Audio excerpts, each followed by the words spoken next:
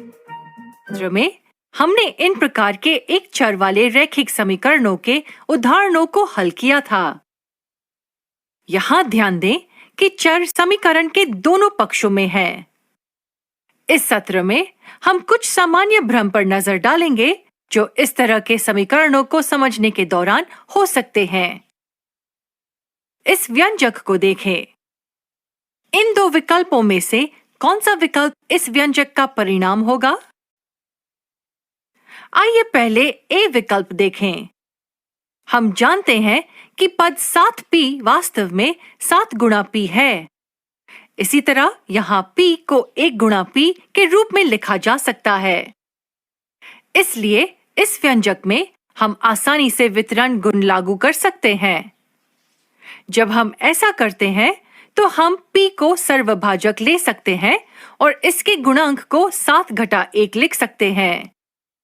तो सही उत्तर होगा 7 घटा 1 गुणा p घटा 7 जो कि 6p घटा 7 के बराबर होगा।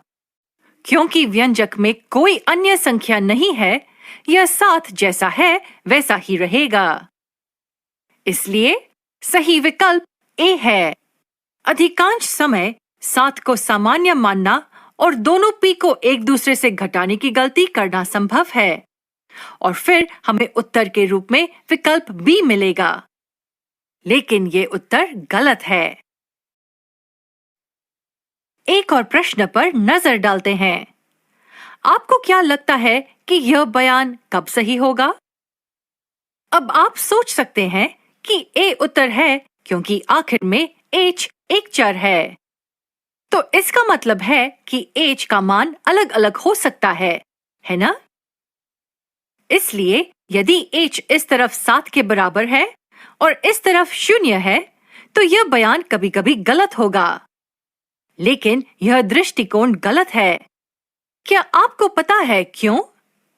क्योंकि भले ही h एक चर हो, लेकिन इसका मतलब यह नहीं है कि एक ही स्थिति में इसके अलग-अलग मान होंगे।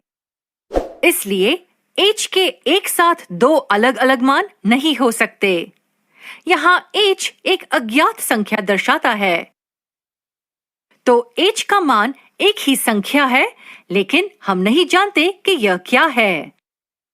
अब इस तर्क के द्वारा यदि हम दोनों ओर h के स्थान पर एक ही संख्या रखते हैं, तो हम देखेंगे कि यह बयान हमेशा सही रहेगा।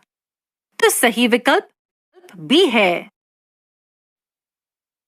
इस सत्र में हमने दो सामान्य गलतफहमियों को देखा जहां हम भ्रमित हो सकते हैं जब हम एक चर वाले रैखिक समीकरणों को समझ रहे हो।